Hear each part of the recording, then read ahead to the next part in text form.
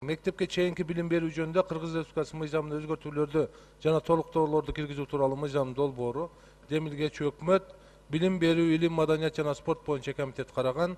Баяндамачы Ашымбаева Токтогул Абасовна. Канча минут берейин? 1 минут аз болуп калат го. 3 минут.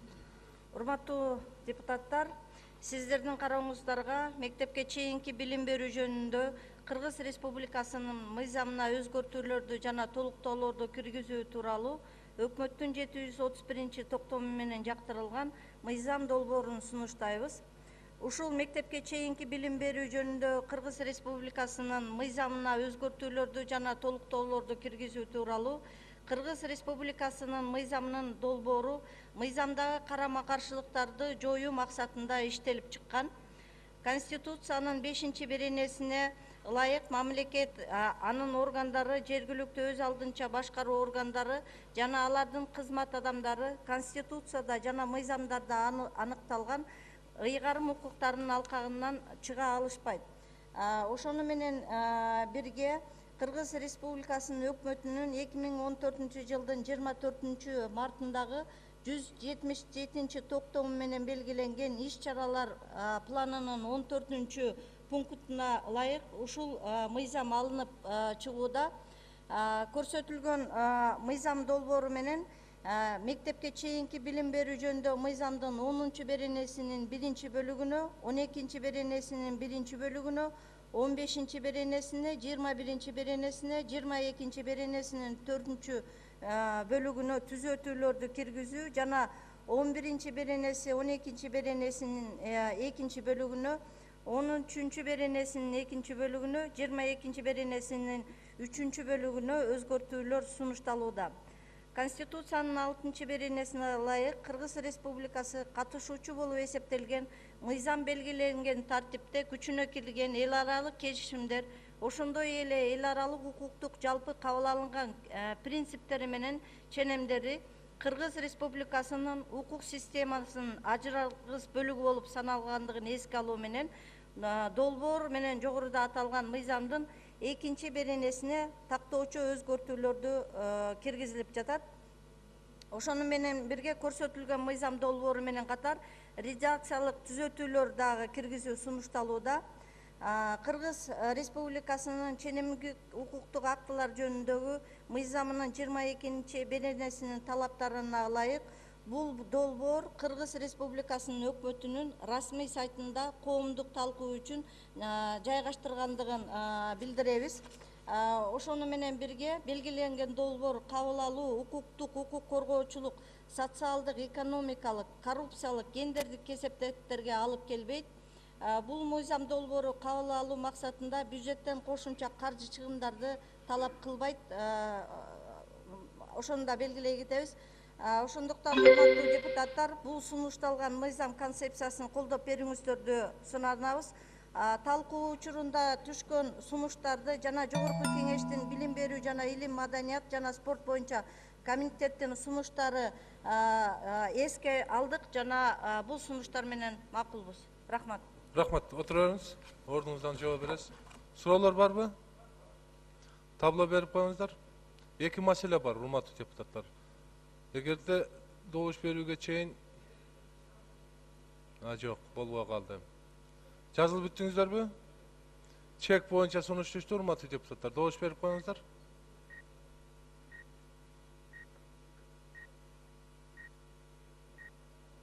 Саат 3-тө добуш берүү болот. Маселени токтотуп, добуш берүүгө өтөбүз. Добуш берүүдөн кийин Айнур Тойчубин азыр маселе каралып атат. Же добуш берүүгө жок, мына маселеге чейин же кийин болуп калыш керек эле. Эми добуш берүүдөн кийин сунуштаңыз. Биз түшүнүп атабыз. Макул 68, каршы 3, бар 71, катталып 97 сунуш өттү. Сөз суроо берүү үчүн Кочкорова Кристина Азиреталиевнада. Спасибо большое. Я бы хотела обратиться к уважаемому заместителю министра образования. Вот по 13 статье у меня возникает совсем не понимаю.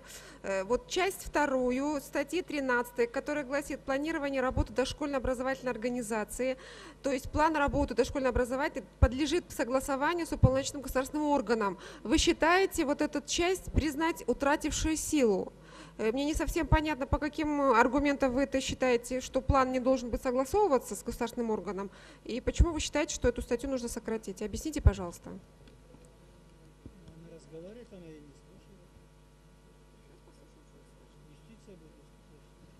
Данный пункт решением комитета по образованию, это пункт оставлен без изменения.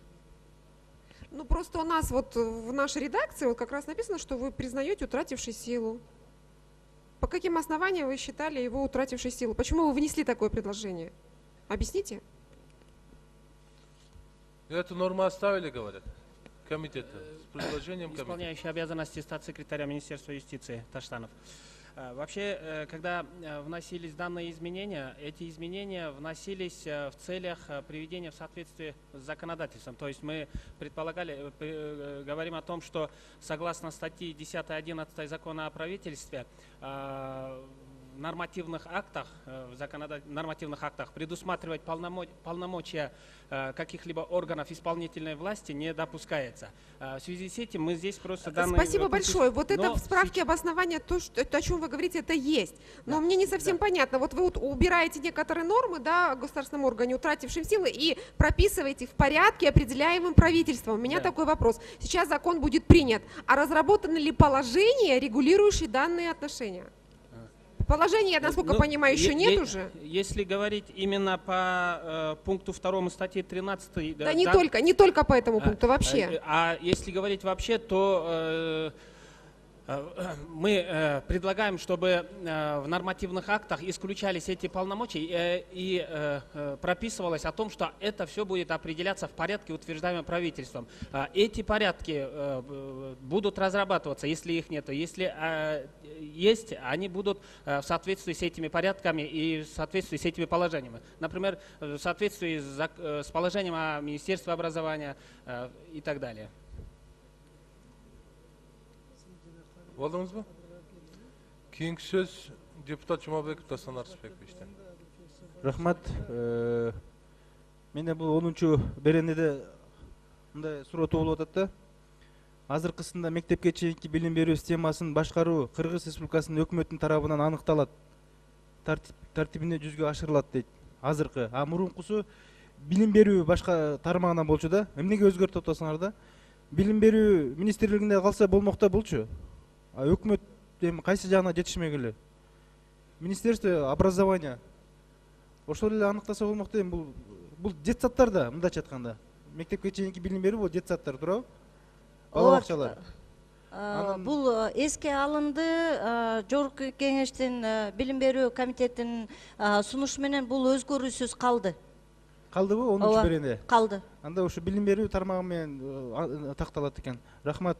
Ошол эми айтсаңыз анда экинчи суроом. Бүгүнкү күндө бул азыр могу менчик балабакчалар ачылып атпайбы? Детсадтарчы. Мунун статусунда кимдер бекитип берет? Билим берүү тармагы бекитип береби же болбосо өкмөт тарабынан бекитилеби положениялары? Эгерде бул мыйзам иштеп калса. Менчик балабакчалар.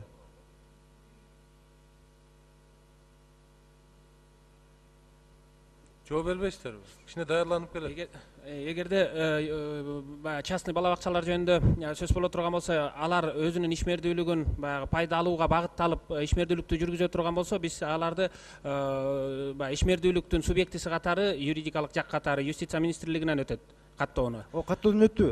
Ал эми алардын иштешин көзөмөлдөө тартиби, Программасын, методикасын ким бекитет? Программасын билим берүү министрлиги аркылуу жүргүзөт. программасы, методикасы бул билим берүү министрлиги тарабынан көзөмөлгө алыныш керек. Ошондуктан жанагы көрсөтүлгөн сунушталган беренелердин ичиндеги билим берүү министрлигинин көзөмөлүндө калыш керек деген беренелери ошо боюнча өзгөрүшсүз калып атат да. Рахмат. Ошол себептен. Анда үчүнчү суроо. Эми ошолордун бүгүнкү күндө ошо жеке менчик бала бакчалардын төлөмдөрүн ким аныктайт? Эми ар кандай төлөмдөр болуп атат да, бирөөнүкү аябай жогору төлөмдө болуп атат, укмуштай баалар менен. Эми ошолорду определенный бир биздин бир орточо бир төлөмдөр чыгабы, ортого чыкпайбы же ар ким каалаган жеке менчик бул өздөрүнүн баасын коёбу бала бакчалар? Ушу ким контролунда? Бүгүнкү күндө билим берүү министрлиги бааны аныктай албайт, кое албайт. Муну антимонопольный комитет белгилеш керек го деп ойлойм да. Ошо көзөмөлдөсөңүздөр бүгүнкү күндө эми жакшы бала бакчалар ачылып атат, бирок өтө жогору баада болуп атат да. Бул карапайым элдерге бир аз кыйын болуп калып атат. Колунда барлар берип атат, бирок аларды да ойлош керек да, биздин бүгүнкү жашоо турмушка караша ченемдүү иштерди жасаш керек деген мен ойдомун. Ошо көзөмөлдөсөңүздөр. Сиз менен макулбуз, эске алабыз. Рахмат. Рахмат. Кийинки сөз Абдиев Курмантай Абдиевичте. Билим берүү министрлигинин өкүлүнө кайрылгым келет. Бишкекте центр интеллектуального развития ребенка деген центрлер бар, кандай деңгээлде ага контролду кыласыздар? Бул жеке менчик борборлорду айтып Белгилүү атасызбы? жеке менчик экени.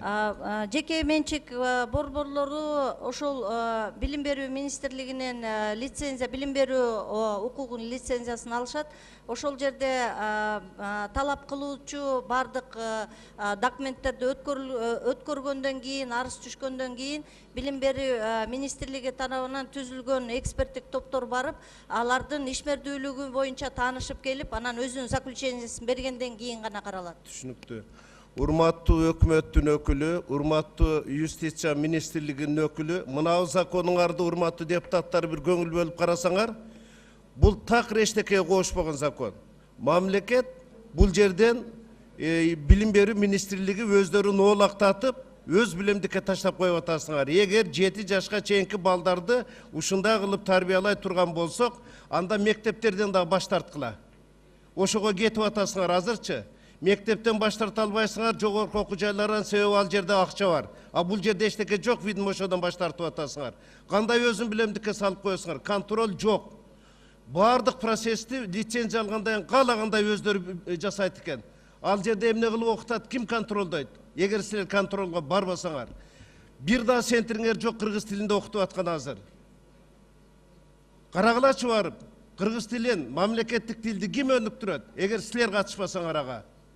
Балдарды керек болсо 5 класска чейин Япониядагы кыргыз улутундагыларды толку кыргыз мектепке окутушубуз керек. 5 класстан анан эркиндик беришибиз керек. Кааласаң англисче, кытайча, башка тилде окуй бергениң деп. А биз мынанда азыр балда эми баскандан баштап бир гана расмий тилде окутуп атабыз. Более того, контролду бүт алып таштаган. Кийин талкууга да жазып койсоңуздар, талкууну бербедиңиздер да, эмне себеп? Мына эркин урматтуу депутаттар, бардыңыздар чакырат элем, карап көргүлөчү. 8-9, мына катар эле статьяларды бардык жерде өкмөт оолактап чыгып атат министерство өкө. Өзүнө коюп койгон, лицензияны алдыңбы? Билгениңде иштей бер деп. Андай болбойт. 10 секунд кочпоңуздар. Кийин талкууда сүйлөйм, рахмат. Рахмат. Сөз суроо берүү үчүн Бекешев Дастан Далабаевичте. Дагы бир маселе бар, урматтуу депутаттар. Рахмат, я вот хотел вас спросить, вы говорите тут про госстандарт, который будет приниматься правительством. Вы мне скажите, вот какими навыками должен владеть ребенок, который вот закончит детский садик?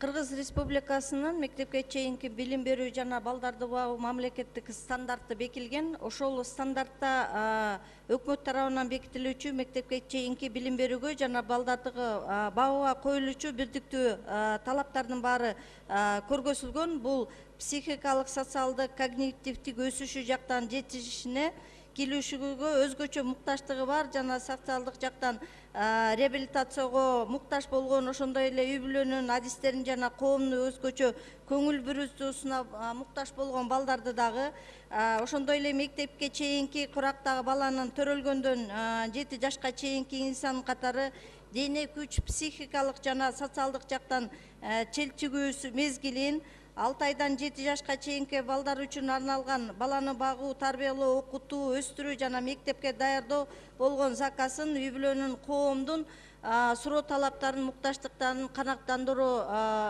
максатында түзүлгөн ошол мамлекеттик стандартта жазылган. Вот ошол стандарт ичине кайсы сабактар бар? Ошону айтсаңызчы. Так. Бул балдардын жаш өзгөчөлүгүнө жараша булардын өстүрүү максатында ошол кыргыз тилинде өткөрүлгөн бала бакчаларда орус тилин үйрөтүү, расмий тилде болгон бала бакчаларда кыргыз тилин үйрөтүү, ошондой эле мелкий моторикасын үйрөтүү, ой жүгүртүүсүн жана башка багыттагы бүт программалар камтылган. Мисалы музыка киреби ошол ичине? Музыка кирет. Сөзсүз түрдө ар бир бала бакчаларда музыкалык кызматкерлер иштешет. Менчик бала бакчалар ошол стандартка ылайыктуу иштеш керекпи? Же алардын башка стандарт болобу? Бардык бала бакчалар мамлекет бекитилген стандарттын алкагында иштеш керек. Менде мындай чоң суранычта современный стандартты бекитиш керек да. Бизде уже эскерген, уже советтик убагында алган ошол стандарттык система болуп атат. Карасаңызчы, Францияда, Германия, Америка, башка жерде, Түштүк Кореяда жакшы мындай современный мындай заманбап стандарттар уже бекитилген да, а биздики ушундай эле. Ошол эле просто жөн эле биз алып барабыз балдарды, балдар жөн эле ошол жерде отурушат и все. Ну, надо уже каким-то определенным навыкам учить, если мы хотим воспитывать будущее поколение. Вот здесь, в детском садике, вы должны рассказывать про Манаса, про других батыров кыргызских. Они в университетах. У нас неправильно, у нас в университете манасоведение есть. Это в детском садике эта основа должна быть, а не в университете. Вот балабакчадан ушундай башташ керек, да?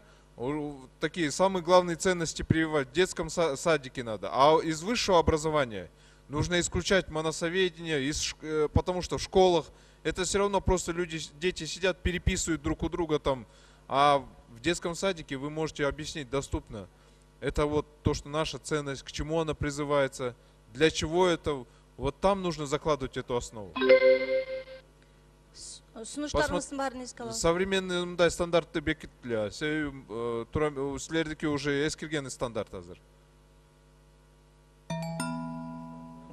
Бүттүңүзбү? Дасан Далабаевич. Суроо берүү үчүн сөз депутат Алтабаева Айнур Тойчимнага берилет. Урматтуу баяндамачы, мен коллегаларым 13-чү берене боюнча дагы мен ойлойм, комитетте туура чечим алынды, бул сөзсүз стандарт болуш керек. Ал эми 22-чи берене боюнча, да? Организация питания детей в дошкольной образовательной организации деген беренеде. Эми сиз да аял кишисиз билесиз да, азыр мына детсадта барып аткан балдар, биздин балдарыбыз азыр эмне жесе, абдан маанилүү баягы келечектеги өзүнө баягы ден соолугуна. Тилекке каршы айрым баягы недобросовестный заведующийлер дрожжи жыттанган, сода жыттанган нандарды берип атышат. А силер ошо 22-чи беренеде бул жоопкерчиликти алып коюп атасыңар. Эмнеге? Наоборот, жоопкерчилик азыр действующий редакцияга калыш керек. Күч өтүш керекпиз. Ошон үчүн мен түшүнбөйм, сиз ошо түшүндүрүп беребизби? 22-чи беренедеги жоопкерчиликти эмне үчүн алып койдуңуздар? Бул берене дагы өзгөртүүсүз калды. Биз сиздин айткан сунуштарыңыздар менен толук макулбуз. Себеби бул берене боюнча да бир топ талкуулар болгон. Биз сиздин сунушуңуз менен дагы макулбуз. Комитет дагы ушул сунушту, сиздин сунушуңузду колдогон. Өзгөрүүсүз калды. Анда туура чечим болуптур. эми дагы бир маселеде биз жогорку кеңештин 5-чи созубу абдан жакшы редакцияда, прогрессивно, аябай биздин балдарга мындай ылайыктуу келген кодекс о детях бекитип бергенбиз да. Ошол жерде стандарттарды до сих пор сиздер өкмөттөн подзаконный акттар жок, стандарттар жок. Ушу маселе боюнча сиз жооп бере аласызбы? Бүгүнкү күндө билим берүү министрлиги бардык мыйзамдардагы ушундай карама каршылыктар жана мыйзамдын ичиндеги толук камтылбаган, толук аткарылбаган иштер боюнча иштерди жүргүзүп, ошондой эле жоболордун үстүндө иш алып барып жатып атабыз азыр. Замминистр айым, мындай да, детсад болобу, интернат болобу, биз негизги да балдарга өзүнчө мамлекеттин деңгээлинде стандарт иштеп чыгыш керекпиз. Ошого мен суранат элем, кодекс о детях деген көрсөтүлгөн нормаларды, багыттарды сөзсүз ошонун үстүнөн иштегиле, макулбу? Макул, эске алабыз. Бүттүңүзбү, Айнур Точиевна? Кезек мага келип тур, мен Нурматова Надира Азизовна сизге министрдин орун басары суроолорун берип алайын. Бул мыйзамдын демилгечиси өкмөт болуп атат да. Элге билим берүү министрлиги, эми өкмөт дегенде биз элге билим берүү министрлигини тармак боюнча түшүнүшүбүз керекпи? Сиздер демилге көтөрдүңүздөр ушул мыйзам долбооруна? Ким иштеп чыккан өзү? Межведомственный комиссиянын чечиминин жана мен айтып кеткен өкмөттүн 177-чи токтомунун 11-чи пунктуна ылайык ошол мыйзамдардын ичиндеги карама каршылыктарды жоюу максатында, анан ошол жоболорду иштеп чыгуу максатында киргизилген мыйзам долбоору да. Мен түшүнүп атам да, эми бул тармакты мен өзүм негизги кесибим эл агартуу тармагын жакшы түшүнгөн үчүн сиз өзүңүз ушу эл агартуу тармагынын чыныгы кесипкөйү катары ушул мыйзамдын долбооруна ынанып атасызбы? Министрдин орун басары, сиз өзүңүздүн жекече пикириңизди айтыңчы, ушул баяндоо жооп берип атканыңыздан кийин ушул суроолоргочу. Бул мыйзамды караганда дагы биз өзүбүздүн сунуштарыбызды, пикирлерибизде мындай карама каршылыктар болгон.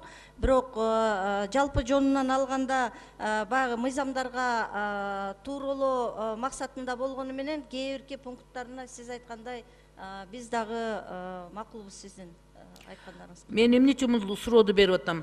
Бул мыйзамдын долбоорунда мындай карама каршылыктарды жоюу жоопкерчилик жөнүндө жанагы бийлик бутактарындагы башкаруу, өзүн өзү башкарууду, жанагы тиешелүү уюмдардын жоопкерчилиги жөнүндө ажыратууга, бири-бирине карама каршы келгендерди жоюу боюнча болушу мүмкүн да. Бирок түздөн түз ушул тармакты тейлеген эл агартуу тармагынын жоопкерчиликтен алып салгандыгын сиз кандай түшүнөсүз? Биз дагы ошол кээ бирки беренелери боюнча ошол билим берүү министрлигине ошол комитет боюнча талкууда дагы биз макулдугубузду бергенбиз. Себеби сөзсүз түрдө ошол контроль жанагы иш пландар боюнча ишти сөзсүз түрдө уполномоченный орган государственный ошол билим берүү тармагында биздин органдар алып барыш керек жана ага милдеттүү түрдө акылуу жана обязан да ошол иштерди аткарыш керек да. Ошондуктан биз ошол киргизилген сунуштар менен толук макул болуп жатып атабыз. Анда урматтуу министрдин орун басары, сиз өзүңүз бүгүнкү күндө мектепке чейинки мекемелердин иштерин аксап жаткандыгы, анан ошол жердеги бар балдар бакчаларыбыздагы талапка толук жооп бербей аткандыгы, мамлекет өзүнүн деңгээлинде ошону камкордукка алып, бюджеттин эсебинен ошол штаттык бирдиктерин төлөп берип, же болбосо ошол балдар бакчаларындагы бүгүнкү муктаждыктарды канааттандырганга мүмкүнчүлүгү жетпей атканда, ошол эле мезгилде эл агартуу министрлиги жетишерлик талапты кое албай жаткан мезгилде, сиз министрдин орун басары катары мындай тескери башаламандыкка жол бере турган, анан таптакыр жоопкерсиздик элге билим берүү министрлигинен кетип бараткан мыйзамдын долбооруну жактап аткандыгыңызга мен таң калып атам да. Ошондуктан мен депутат катары ушул мыйзамды кайра чакыртып алып туруп, комитеттин деңгээлинде карап чыгышыңарды сунуш кылат элем. Жооп берип койсоңуз менин сунушума. Сөзсүз түрдө. Кандай сөз түрдө дегенде кандай түшүнсөк болот? Ичиндеги мүчүлүштүктөрдү жана киргизилген талкууда жана комитеттерде киргизген сунуштардын баары эске алуу менен кайрадан дорабатывать этилип чыгат да. Ал үчүн чакыртып аласыздарбы? Сиз мага жооп берип коюң. Экинчи окууга Саламатсыздарбы да бир жолу. Надир Айзымовна, чындыгында бул мыйзамда кээ бир жерлеринде сиздер айткандай жүйөлүү сунуштар болуп атат, бирок редакционный дагы өзгөртүүлөр керек да бизге. Ошондуктан экинчи окууда сиздердин жана депутаттардын сунуштарын эске алалы. Мага 10 секунд кошуп койсоңуздар. Себеби мына 25 статьяларда министрдин орун басары. Мен айта турсак өтө көп бул жерде.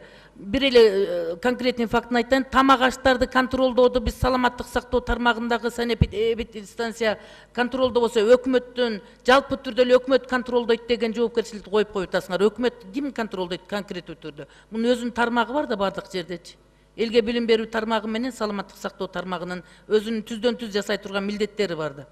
Ошон үчүн экинчи окууда чейин карайбыз деген ойдон көрөктү кайра эле чакыртып алып туруп биротоло жеткирип талкуулап эксперттик топ менен иштеп чыгып анан кайрадан алып келсеңер деген сунушту мен сунуш кылат элем. Эгер демилгечилер макул болсоңор, өкмөт макул болсоңор, биз депутаттар менимче колдойт го деген ойду айткым келет да ушул маселени. Чыгып сүйлөгөн депутаттардын ойлорунан деле көрдүңөр, бир дагы тууру келбей атат да, жооп да бере албай атасыңар ошон үчүн. Регламент боюнча бүт концепциясын аз колдоп берсеңиздер, анан контролдук жактарынын функцияларын алып аткан сунуштарды сөзсүз түрдө эске алабыз. Мурунку редакцияда калтыруу боюнча. Рахмат. Суроо берүү үчүн сөз депутат Никитенко Наталья Владимировнага берилет. Уважаемые коллеги, каждое заседание в Жогорку Кенеши наши коллеги-депутаты поднимают вопрос. Слишком много детей, да, по двое спят на одной кровати в детских садах. Большие проблемы возникают с питанием и по требованиям санэпидемнадзора к питанию. Каждый раз мы говорим о том, что на сегодняшний день действительно очень слабо осуществляется государственный контроль. Правительство приносит законопроект, и написано: государственный контроль мы вообще убираем с уполномоченного органа, и он будет осуществляться в порядке, определяемом правительством. Где логика? Какой новый порядок правительство хочет предложить для того, чтобы осуществлять государственный контроль? Вы извините, я не вижу здесь никакой логики. Еще одна статья, я соглашусь, по питанию. Почему руководитель учреждения не должен отвечать за качество питания? И, извините, все претензии родителей и тяжелые случаи по отравлениям, которые имеют место быть в своем учреждении. Что, нужно ходить искать, так сказать, родителям по всем министерствам и ведомствам ответственных? Я считаю, это тоже не подлежит никакой логике, эта статья. Еще одна норма. Было написано четко: учреждение отвечает за оказание первой медицинской помощи. Само учреждение. Сейчас вы эту норму убираете, написано, что предоставление ребенку в дошкольных образовательных организациях первой медицинской помощи идет в порядке, установленном правительством. Правительство будет устанавливать новый порядок для оказания первой медицинской помощи? Я не знаю, как вы сможете прокомментировать не только юридически обоснованно, но еще и логически депутатам и всему народу вот эту абсурдную норму. Вы извините, я не вижу, в чем здесь, так сказать, абсолютно новая концепция, которую вы озвучиваете и просите поддержать. Ее нет. Вы убираете госконтроль, ничем не заменяете. Вы бы лучше внесли норму внутри правительства, изыскали денежные средства, чтобы те, чтобы те детские сады, которые были переведены на баланс в госсобственность, а сейчас простаивают, много раз мы поднимали вопросы, в непригодном состоянии, лучше... Вақтыңыз бүтті. Суроо берүү үчүн сөз депутат Салымбеков Мамытбек Маткабуловичке берилет. Урматтуу депутаттар, урматтуу баяндамачы, замминистр, мен ушу закондун могу өзгөртүлүп аткан закон кайсы жылы киргизилди эле, ушу жазылды эле, ошону бир айтып берип койсоңуздар. Негизи основной мектепке чейинки балдар жөнүндөгү закон кайсы жылы киргизилди эле өзү. Бул мыйзам 2014-жылы киргизилген. Жок, качан жазылды эле дейм да, биздин мурун. Мыйзамдын өзү 2009-жылы жазылган. 2009-жылы жазылган. Ошондо эле бир топ суроо жерлери бар эле. Силер ага дагы үстүнө дагы кошуп мындай көбөйтүп салыпсыздар. Дашкөлдүн учрежденияны кичинекей баланын мымыркай бала деп детсад бар эле илгери, анан ясли бар эле, ошо ясли да жок, бул жерде сад да жок, анан жөнүндө Ташкөлүн деп эле коюпсуңар, ушундай бөлүп ким кандай функциясы бар, кайсы жерде кандай тарбия көрөт, кайсы жерде кандай образование көрөт, ким эмнеге жооп берет деген закон болуш керек да. Бул жерде ошонун баарын тең алып салыпсыздар. Анан балдарды кандай өндүрөбүз, кандай өзгөртөбүз, кандай кыргызда макалы бар, баланы жашынан деген. Ошол макалды туура түшүнсөңөр, жаш кезинен баланы тарбияласа, ошо бала жаш кезинен баштап менталитети өзө баштайт. А бул жерде болсо ошондой бир дагы эчтемке жок закондо. Баланын тарбиясы жөнүндө, баланын ала турган билими жөнүндө, бул жерде кайра жагы контрольный функциялардын баарын да алып салыпсыңар. Вообще азыр баягы бесхозный болуп калыптыр да. Ошон үчүн мен Нарматова депутатты колдоп, ушуну кайра чакырып алып туруп эле бир сыйра да бир обработка кылып анан кайра алып келсеңиздер деген сунуш бар да. Биринчи окуудагы кайра алып келсеңиздер деген сунуш бар. Бул концепциясы да туура эмес болуп атат ошонун. Убактыңыз бүттү, рахмат. Суроо берүү жооп бересиздерби? Сунушуңузду эске алабыз. Суроо берүү үчүн сөз депутат Досалиева Акыналы Атамырзаевичке берилет. Рахмат. Урматтуу баяндамачы. Мен дагы азыр мына жогоруда айтып кеткен коллегаларыма кошулат элем да. Азыр мынакей мектепке чейинки балдарды тарбиялоодо, ошол баягы ким менчик детсадтарды курса, ошого лицензия берилүү жагы, ошодон салыктын түрлөрүнөн бошотуу, ушуга окшогон көптөгөн мыйзамдарды биз кабыл алып тактадык эле. Мына азыркы мыйзам долбоордо эч бир беренелери түшүнүксүз болуп атат да, урматтуу баяндамачы. Ошо мектепке чейинки билим берүү уюмунун балдарды медицина жагынан тейлөөдө дагы, тамак ашын контролдоодо дагы өкмөт тарабынан аныкталат. Анан кийин ошол боюнча контролдонот. Анда мындай бул мыйзамдын кереги кимге бар, урматтуу баяндамачы? Таң калтыра турган маселе, азыркы мыйзамда так точно жазылыш керек эле да мына. Эгерде ошол тамак бере турган болсо, канча сомдук кылып бериш керек?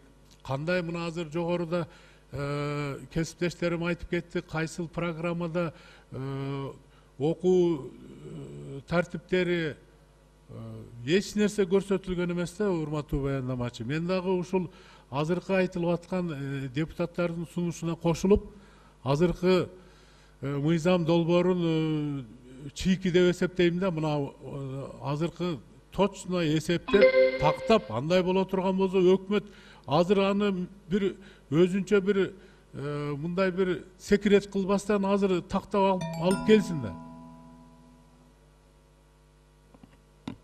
Жооп бересиздерби?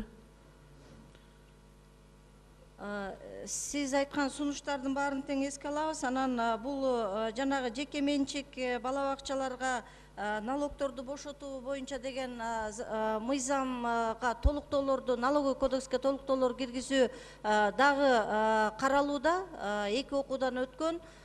Бул боюнча билим берүү министрлиги өзүбүздүн колдообузду көрсөткөнбүз. Бул боюнча сөзсүз түрдө мектепке чейинки бала бакчалардын камтуу боюнча бул көптөгөн ишкерлерге мүмкүнчүлүк берет деген сунушубузду айтканбыз. Анан сиз айткан сунуштардын баарын тең эске алабыз, анын баарын жазып алып атабыз. Урматтуу министрдин орун басары, сиз конкреттүү суроосуна конкреттүү жооп бербейсизби? Азыркы мыйзамдын долбоору жөнүндө айтсаңыз.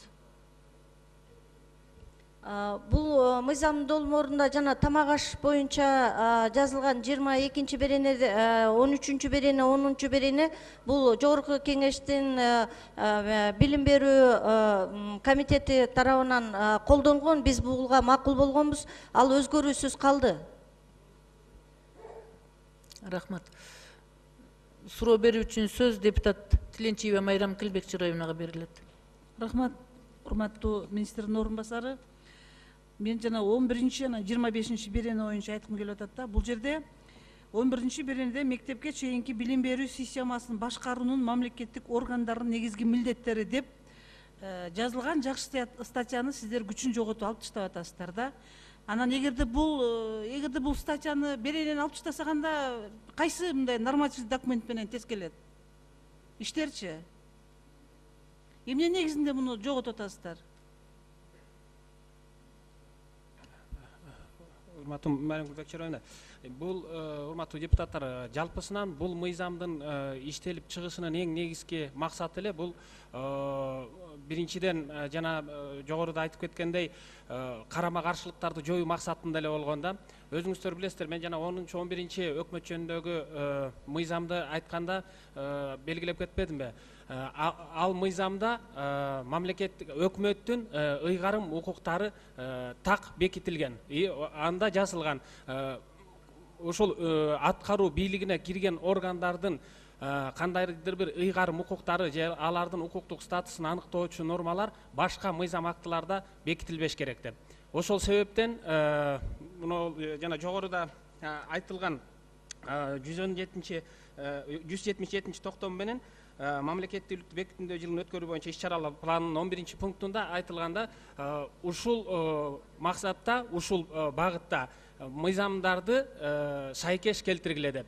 Башкача айтканда, ошо мыйзамдардан башка мыйзам актыларында алардын ыйгарым укуктарын жана укуктук абалын бекиткен жоболорду алып салуу максатында келип иштелип чыкканда, азыр болсо карай баштаганда чынында эле кээ бир нормаларды алып салуу бул кандайдыр бир жагымсыз кесепеттер алып келиш мүмкүн деген ой пикирлер айтылып кетти. Биз алар менен макул болуп, ошо баягы коркунучту туудурган нормаларды калтырууга, мурунку редакциясында калтырууга макул болдук да. Ошо менен бирге бул мыйзам долбоорунун жалпы концепциясын колдоп берсеңиздер, экинчи окууда мына сиздердин айткан ой пикирлериңиздерди, сунуштарыңыздардын баардыгын эске алуу менен толуктап иштеп чыгып туруп экинчи окууга киргизебиз деп ойлойбуз да. Рахмат. Бул менин оюм боюнча менин сунушум 11-чи статьяны калтыргыла. Эң жооптуу иштей турган силер ушу беренени алып таштап атасыңар. Анан бизде бул мектепке чейинки билим берүүнүн мамлекеттик стандарты барбы? Мамлекеттик стандарт бар. 25-чи статьяны карап көрсөңүз. Бул статьяны да калтырууну, өзгөртпөй калтырууну мен сунуш киргизем. Лицензия боюнча айтып атасызбы? Ооба. Лицензия боюнча айтканда эми бул жерден дагы мындай нормаларды калтырып кое берсек деле болот. Болгондо гана башка биздин мыйзам актыларга кичине карама каршы да келип калып атат да. Мисалы ошол эле лицензияны алып коюу юридикалык жакты жоюуга же аны реорганизациялоого негиз катары каралбайт да. Ошол себептен буну алып салуу киргизилип атат. Себеби дегенде лицензияны алып салганда эле ал жабылып калды деп айта албайбыз да.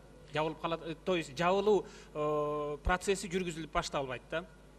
Лицензиядан ажырагандан кийин ал жабылат да. Ал жабылбай кандайдыр, эгерде лицензиясы кандайдыр бир укук бузуулардын негизинде келип чыккан болсо, ошол укук бузууларды жойгондон кийин кайра ишин улантса болот, лицензиясын мындайча айтканда жандандырып жана башка. Бирок юридикалык жакты жок күчүн ликвидация кылууга бул негиз болуп эсептелинбейт. Негизи урматтуу коллегалар, бул мыйзамды азыр колдобой эле кайра артка берели. Өкмөт жакшылап иштеп чыксын. Иштей турган мыйзамды жокко чыгаруунун кереги жок. Иштеп аткан мыйзамды.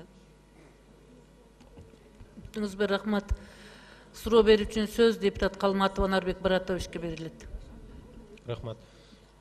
Мен суроом баяндамачыга да мына 21-чи берене боюнча медицинское обслуживание детей в частных дошкольных образовательных учреждениях деген жок да бул жердечи. Частный школалар, частный эмен не кылабыз эми дошкольный образовательный учреждениялар. Алар эмне мыйзам четинде калып келип кала береби?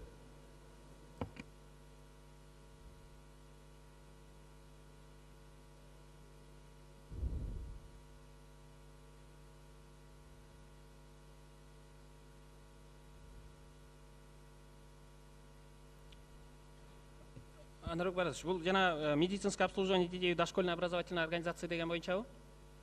Ооба. Да. Мен сурооңуздун маанисин түшүнбөй калдым, кечиресиз. Жо, частный дошкольный образовательный немелер эмне болуп калат? Алар деген мыйзамдан сырткары кала береби? Жок. Медицинский обслуживание кандай болот ошону? Алардыкы деле бул жерден негизи баягы мамлекеттик же частный деп бөлүп каралган жок да. Жалпысынан биз баягы Кандай бөлүп каралбаса силер анда кантип эме кыласыңар? Мамлекеттик частный болсо мамлекет аны карай албайт да, медицинский обслуживание камсыз кыла албайт аны частныйды. Жок, биз баягы жалпы тартипти бекитет деп айтып атабыз да. Жалпы тартипти өкмөт тарабынан бекитилиш керек. Даже частныйда болбой турган. Силер беренини окусаңар биринчи мынакей медицинский обслуживание детей деп атасыңар.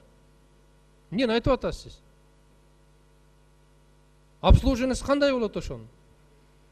Мектепке чейинки билим берүү системасында балдарды акысыз медициналык тейлөөнү уюштуруу жарандардын саламаттык сактоо жөнүндө Кыргыз Республикасынын мыйзамына ылайык жүзөгө ашырылат деп турат да. Саламаттыкты сактоо болгон менен саламат сактоо мыйзамында жок мындай дегенчи. Частныйлар эмне кылат анда? А силер эгер бул мыйзамды калтыра турган ушул ойдон кабыл ала турган болсок, анда деген өкмөткө жүктөлүп калып атат. Өкмөт ошону тарта алабы? Тарта албайт да. Өкмөттүн кандай көлүнү? Азыр деген частный эмес, даже мамлекеттикти обеспечить эткенге да өкмөттүн каражаты жетпей атат. А силер ушул ойдон калтырып койсоңор болбойт да анда.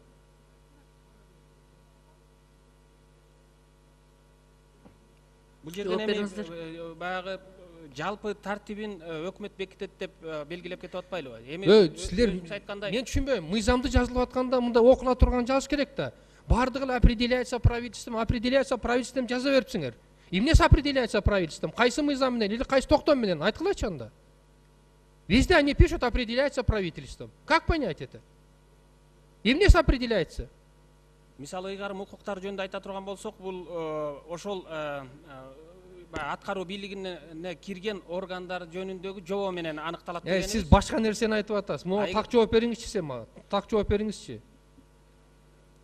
Мындай мыйзамды кабыл алганга болбойт. Депутаттарга мен кошулат. 11-чи беренени алып салып, силер өзүңөрдөн ответственность алып салып атасыңар.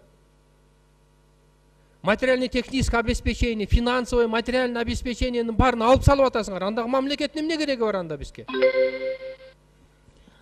Здравствуйте. Замминистра здравоохранения. Частные детские сады, они должны сами обеспечивать медицинское обслуживание детей. А вы тогда запишите. Запишите в законе тогда. Но это в положении. Если в таком виде, каком вы предоставляете закон, если оставим, тогда государство должно обеспечивать все это.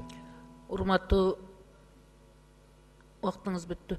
Урматтуу өкмөттүн өкүлү, министрдин орун басарлары алып келген мыйзамыбыздын долбоорлоруна сиз өзүңүздөр түшүнбөй атасыздар. Ошон үчүн депутаттардын берген суроолоруна бирөөсүнө да жооп бере албай, анан өзүңөр дагы конкреттүү түрдө жоопкерчиликтин мойнуңарга алгандан коркуп атасыңар да.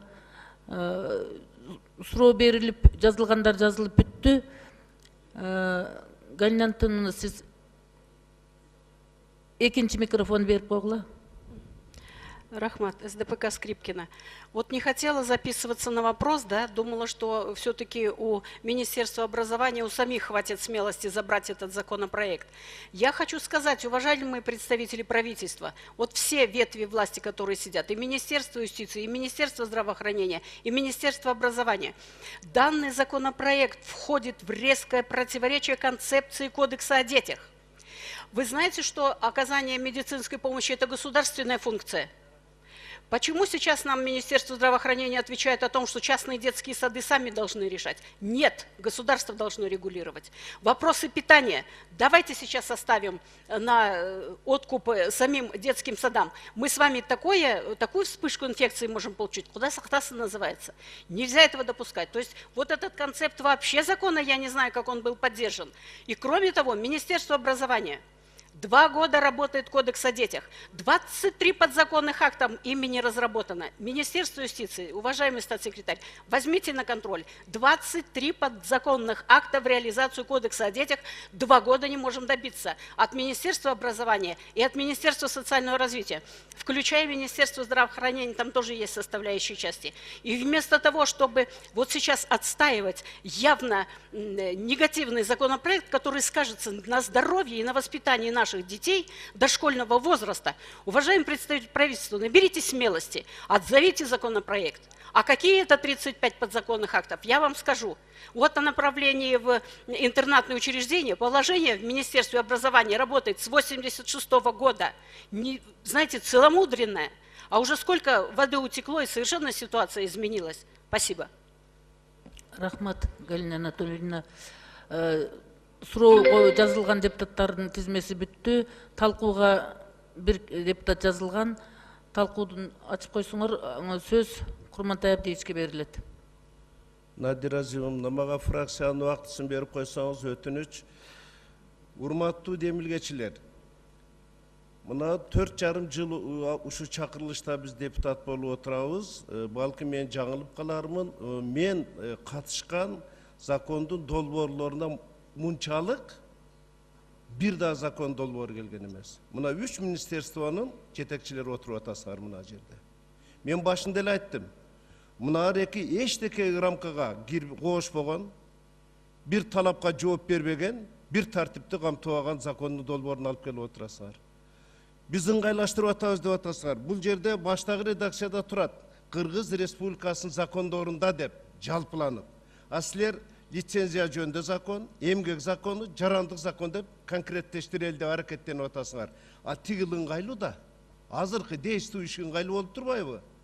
Урматтуу министр, юстиция министринин стат катчысы деди окшойт сиздерде. Уят мынандай законду алып келиш бул жерге. Эми балдар биздин келечек. Уядан эмнени көрсө учканда ошону алат дейт. Балдарды кандай акыбалга таштап коюп атабыз биз азыр?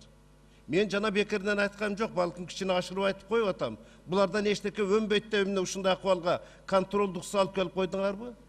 Бир жерден азыр Хизбут Тахрирди үйрөтсө, экинчиде вахабизмди үйрөтсө, үчүнчүсүн дагы бир жака бурмалап отурса, силерне без участие отурушуңар керекпи? Аларды контролдошубуз керек да. Мына азыр эле Саламаттык сактоо министрлигинин өкүлү айтып атат. Частный садиктерди биздин эч кандай тиешебиз жок дейт. Бир жооп берерде ойлоңгула да кичине. Ошодон улам кайрылат элем, урматтуу өкмөттүн өкүлү. Мына эки демилгени даярдагандардын бардыгынын ээлеген кызматтарына татыктуу жокпу? Иликтегиле. Мунчалык болбойт. Мына бир дагы депутат бир статьяны колдогон жок бул жерде. Угуп атабыз, биринчиден кайсы концепцияны колдоп бере алабыз биз? Биз дагы ушуга силерге соучастник болуп калгалы атпайлыбы? Концепцияңардын өзү туура эмес болуп атпайбы? Мынакей 8-9 статьяда жаңкын айтып өттүм. Ал эми 11, 12, 13 бардыгы бирдей эле мамлекетти билим берүү тармагын такыр катыштырбай атасыңар. Эмне жаңы барган министр мен муну каалабайм дедиби? Жага чейин даярдадыңар беле? Эмне деген түшүнүк бул? Биз ошо балдардан башташыбыз керек. Эң алгачкы дараметибизди, алыбызды ошолорго көрсөтүшүбүз керек. Ошолорду телчиктиришибиз керек. Андан кийин ана мектепке келип, ана жогорку вуздарга өтүшүбүз керек. Ичкен жегенне кийлигишпесек, эмнени окуп атат кийлигишпесек, ден соолугуна кийлигишпесек, эмне деген мамлекет биз анда? Ойлоп көргүлөчү. Ушулардын бардыгын эске алып, мен толугу менен кошулам мага чейинки кесиптештериме. Мунун эч кандай концепциясын колдош керек, урматтуу депутаттар. Артка алгыла кайтадан. Эгер кичине бетиңер чымыраса, алгыла арка кайтадан. Иштегиле, эгер ошончолук эле керек болсо. Закон деген алдыга жылып иштеш керек. Ийгилик алып бара тургандай закон болуш керек. Келечекке үмүттөндүргөн закон болуш керек. А биздики эмне деген закон мына эки түшүнүксүз болуп атат да? Биз деле азын олак мынеден опытына бир айт эткендей болдук. Такыр түшүнүксүз, урматтуу депутаттар. Биз ымыркай балдарыбызды ушундай акыбалга таштап кое турган болсок, анда эмнеге отурабыз, эмне мамлекет болот анда? Ошон үчүн бардыгыңар чакырат элем. Эч кандай концепцияны колдобой, кайтадан аркага өздөрү алсын, биз кайтарбай, Анан комитетке да кайрылат элем, Надира Азимовна. Комитеттердин дагы сапатын көтөрүшүбүз керек да, комитеттин мүчөлөрү отурсаңар керек ушул жерде. Болбойт да мынандай үстүртөн карап коюш. Палатага көтөрүп чыккандын өзү дагы кичине бакыл, ыңгайсыз акыбалда болуп атабыз да азырчы. Комитет колдободу деп мынакей ар бир жооп берген сайын айтып атат. Комитет колдоду да уже бизге ссылка кылып атпайбы? Ошон үчүн биз кичине жоопкерчиликтүү мамиле кылышыбыз керек деген ойду айткым келет. Рахмат. Рахмат, Курмантай Айбреевич. Жарыш сөз дагы бүттү, суроо берүү да бүттү. Күн тартибиндеги мыйзамдын долбоору боюнча урматтуу өкмөттүн өкүлү, мен өзүм да сунуш кылдым эле. Ана менден кийинки чыгып сүйлөгөн депутаттардын көпчүлүгү сунуш кылышты, мыйзамды кайра кайтарып алуу боюнча. Сиздердин өзүңүздөрдүн пикириңиздерди айтып койсоңуздар. Экинчиден мен дагы бир баса белип айтып кое турган нерсе, министрдин орун басары кээ-бирки беренедеги көрсөтүлгөн маселелерди ал калтырылган, ал алым салынган деп айтып атат, бирок биздин колубузга келген материалдарда ошо өзгөртүүсүз келип атат да комитеттин чечиминен кийинчи. Ошон үчүн ушундай маселелерге байланыштуу депутаттардын айткан сунуштары боюнча өкмөттүн өкүлү сиз оюңузду билгизип койсоңуз, кайра кайтарып алуу боюнча кандай ойдо болосуңар?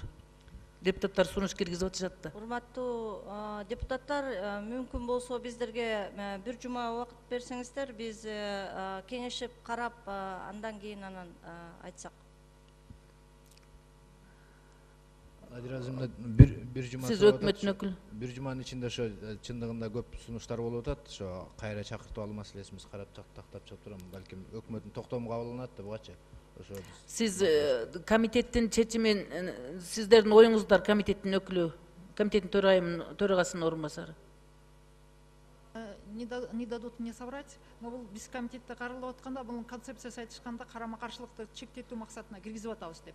Бирок комитетте сиздер өзүңүздөр деле жакшы мына айтып эле атышты. Бул комитетте бүгүнкү айткан маселени, суроонун баарын тең комитетте койгонбуз. Мына в основном менин жана немелеримде жазылып турат, справкада же окуп беришим керек. Бул мыйзам долбооруна Акназарова тарабынан Конституциянын 5-беренесине ылайык мамлекет, анын органдары, жергиликтүү өз алдынча башкаруу органдары жана алардын кызмат адамдары Конституцияда жана мыйзамдарда аныкталган ыйгарым укуктарын алкагында гана чыга алышпай тургандыгын белгиледи. Мектепке чейинки билим берүү жөнүндө Кыргыз Республикасынын мыйзамына мектепке чейинки билим берүү уюмунун иш планын макулдашуунун, балдарды медициналык жактан акысыз тейлөөнү, балдардын тамактануусун уюштуруу боюнча жоопкерчилиги мыйзамдан келип чыгуучу актылар менен эмес, тармактык мыйзам менен жөнгө салынышы керектиги жана мектепке чейинки билим берүү жөнүндө Кыргыз Республикасынын мыйзамынын 10-беренесинин 1-бөлүгү, 13-берененин 2-бөлүгү, 21-берене, 22-берене, 3-берене. Сиз сунушуңузду эле айтсаңыз, редакцияда калтырышын айтор.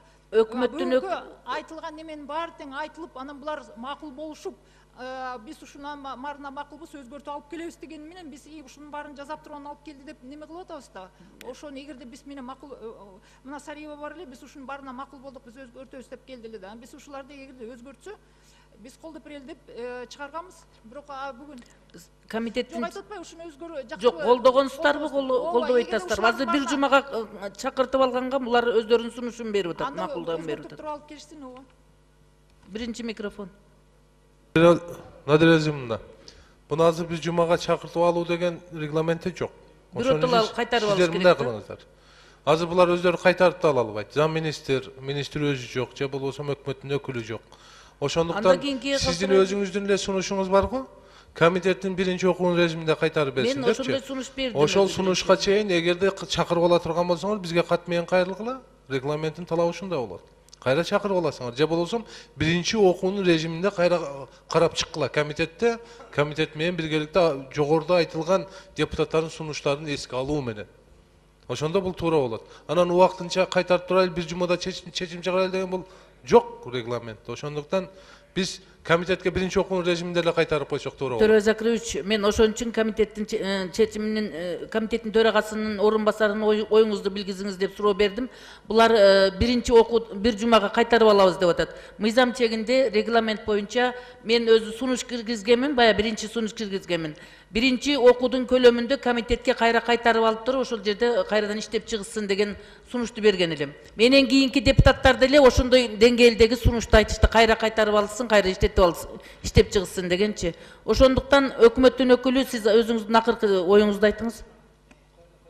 Анда Төрөбай Закирович айткандай да биринчи режим первого чтениеде биринчи окуу чечимде режимине кайтып келсе, ошол жерден тактап туруп чечим чыгаралык. Неме, урматтуу өкмөттүн өкүлү, биринчи окуудун режиминде болбойт. Комитетке кайра кайтарып алынсын деген сунуштуга макулдук берген болсоңуз, Демилгеч катары өкмөттүн өкүлү катары, ошондо биз биринчи окууга деңгээлинде эле комитетке кайра кайтарабыз. Макулбуз комитетке.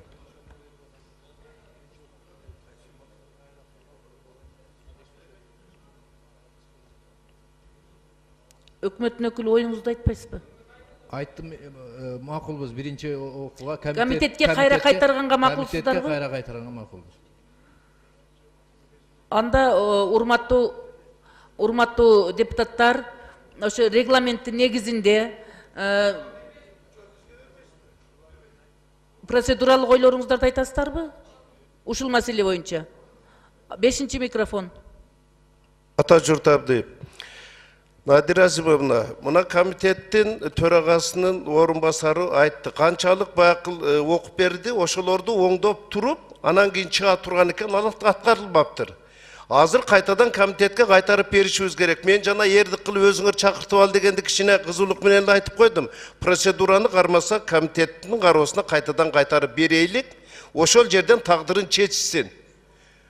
Алып кетеп аркага кайтадан же комитет отказ берип, аны өздөрү чечип алсын. Биз ошону эле добушка койсоңуз, то есть сиз койгон сунушту добушка коюшубуз керек. Мен ошондой эле ойду айтып атам. Эми ошого келдик да, азырчы калганын мен алып атпайм. Мен сунушумду алып койдум, сиздикин добушка коелу деп атам. Рахмат. 4-чү микрофон. Рахмат. Биз андай кылсак туура эмес болуп калат, урматтуу депутаттар. Комитет өзүнүн оюн айтты. Бизге жөнөттү. Комитеттин оюн азыр кайра ага бергенибиз болбой калат да. Биз комитеттин чечимин жокко чыгарышыбыз керек или колдошубуз керек. А туура эмес да азыр кайра эле комитетке берип койгон. Комитет өзүнүн оюн айтты уже. Бүттү одобрить деп берип атат бизге. Бул мыйзамды. Башкача айтты. Жок, силердин чечимиңерде жок, оңдоп келбейт да. Мен силерди карадым, буякта айткан депутаттардын эмеси комитеттин чечиминде жок. Роза Корчубековна, көптөрү жок. Мына мен карап чыктым комитеттин чечимин. Мен карап чыктым мына ошончун. Анан эмне силер ал ошончолук мыйзам бузуулар болуп атса, анан комитеттен одобрить деп берип атасыңар бизге. Жок, эми силер оюң айттардыңар, силердин оюңарды биз чекке кагышыбыз керек азырчы комитеттин эмесин. Комитетке берип койгондо кайра туура эмес болуп калат анда регламент боюнча. Анарбек Баратович, баары түшүнүктүү болуп атпайбы? Роза Курчубековна сүйлөдү. Биз комитеттен сын сунуштарыбыз менен бергенбиз, бирок биздин ойлогон айткан сын сунуштарыбызды булар оңдобостон ошол боюнча келиптир. Ошондуктан биз комитеттеги айткан сын сунуштарыбыз аткарылбагандыктан комитетке кайра кайтарып берсеңер биз макулбуз деген ойду айтты. Туурабы, Роза Курчубековна? Менин сунушум дагы ошол комитетке кайра кайтарып барылсын деген сунушту өкмөттүн өкүлүнүн айткан ою менен дал келип аткандыктан добушка коеюн деп атам. Туура эле болот ошондо.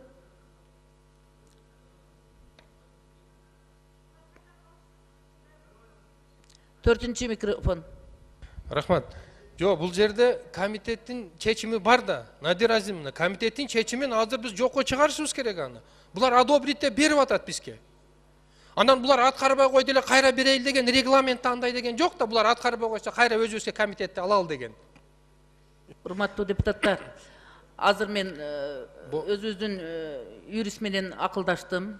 Талаш тартыштарды айтып атасыңар. Комитеттин чечими жогорку кеңештин отурумуна сунуш кылынган. Ошондуктан азыр талаш тартыштардын бардыгыны өкмөт өзү демилги катары кайтарып албагандан кийин комитеттин чечими менен анда биз депутаттар бул биринчи окууда концепциясы келип аткандыктан добуш берүү менен гана биз оюбузду билгизишибиз керек экен мыйзам ченемдүү регламент боюнча. Ошондуктан сиздер добуш берүүгө келгенде өзүңүздөрдүн оюңуздарды бул мыйзамдын концепциясы боюнча канчалык деңгээлде колдооруңарды билгизгиле. Ошондуктан сиз комитеттин чечимин окудуңуз. Комитеттин чечиминин негизинде бул мыйзамдын долбоору биринчи окууда добуш берүүгө жөнөтүлөт. Рахмат. Неме мындайда, Роза Корчубековна. Бул жерде регламент боюнча докладчиктерге укук берилген. Курмантай Абдиевич, өзүңүз билесиздер да. Биринчи окуунун режиминде докладчиктер мыйзамды кайра кайтарып алса болот. Же болбосо биз концепциясына. Булар макул болуп атат. Кайра карап чыккангачы кайтарып алып кайра сунуштасак болот. Эгерде биз мыйзамга добуш берсек, 6 айдан кийин, эгерде өтпөй калса 6 айдан кийин келишке туура келип калат. Ошондуктан, урматтуу депутат, бул керек болуп атат, кээ бир учурлардачы депутаттар да өздөрүнүн сунушун айтып атат. Ошондуктан, урматтуу депутаттар, комитеттин мисалы үчүн сунушу менен биз добуш берүүгө жөнөтө беребиз. А бирок ошол эле учурда силер чечим кабыл алгыла, автор катары. Рахмат, урматтуу депутаттар, биз добуш берүүгө жөнөтөбүз. Сиздин оюңузда эле. А бирок укук бар буларда, чакырып алса болот. Рахмат.